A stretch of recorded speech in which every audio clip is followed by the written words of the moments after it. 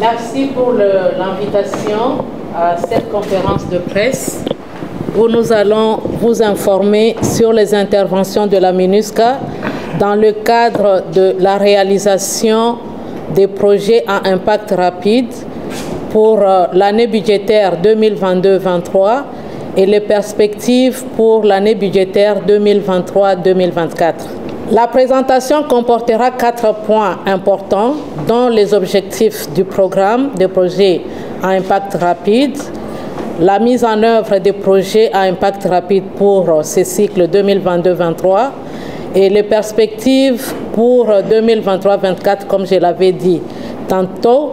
Et on finira avec les défis dont fait face les partenaires de mise en œuvre lors de la mise en œuvre de ces projets.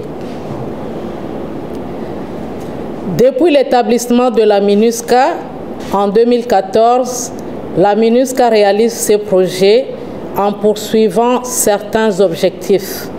Le premier objectif est celui d'apporter des réponses immédiates à des besoins de la population centrafricaine.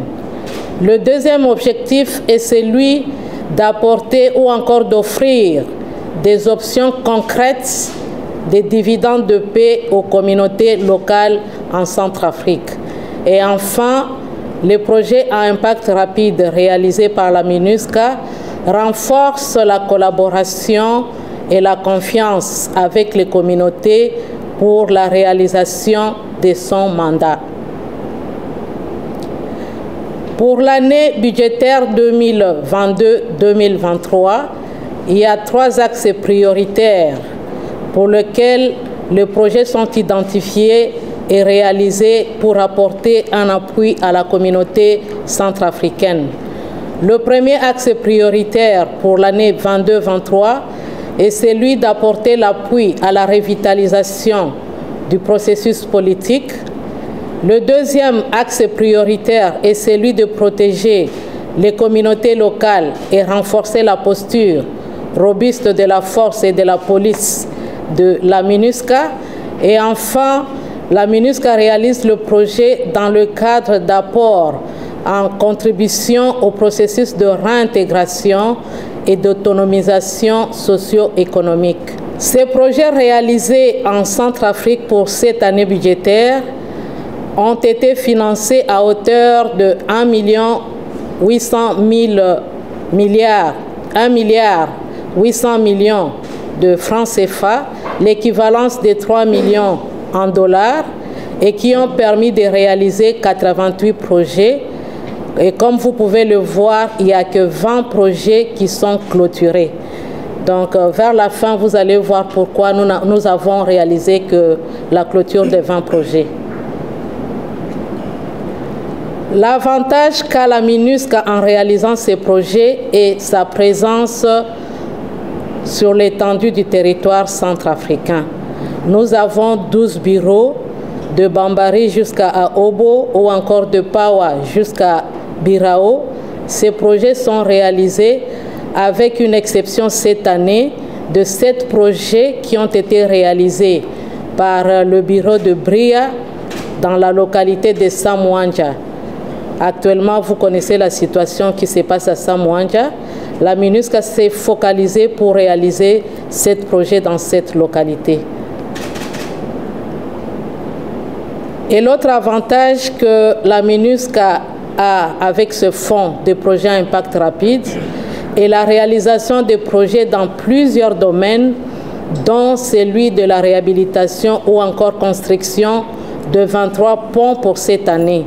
Les 23 projets ont permis de faciliter l'accès aux militaires pour la protection des populations dans les localités isolées en Centrafrique.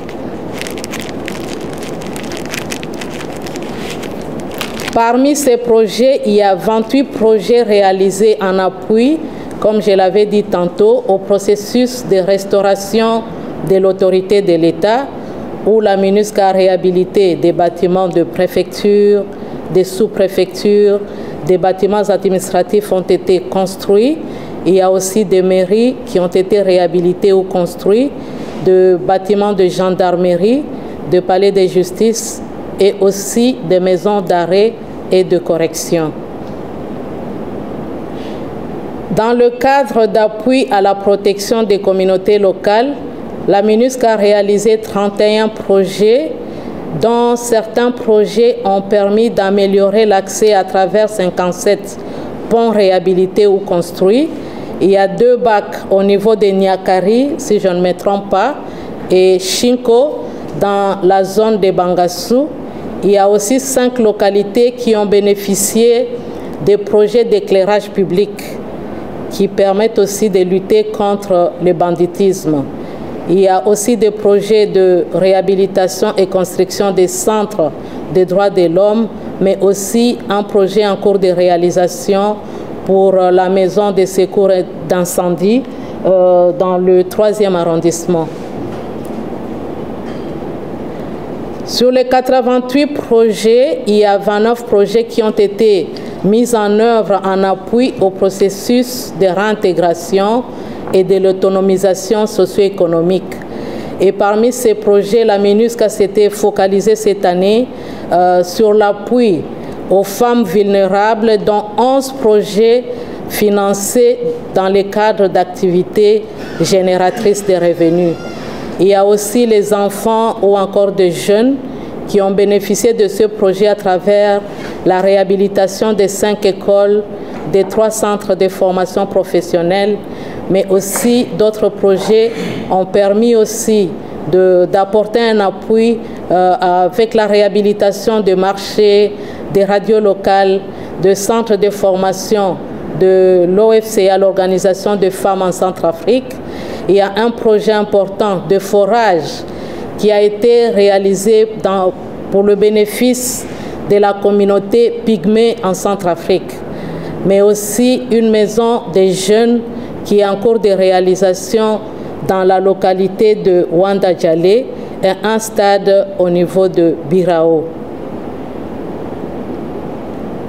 Pour le cycle 2023-2024, la MINUSCA va encore continuer à apporter un appui à la communauté centrafricaine avec un budget équivalent à 3 millions de dollars ou 1,8 milliard de francs CFA pour réaliser 90 projets, toujours dans le cadre de l'appui au processus politique, au processus de paix et au processus de réconciliation.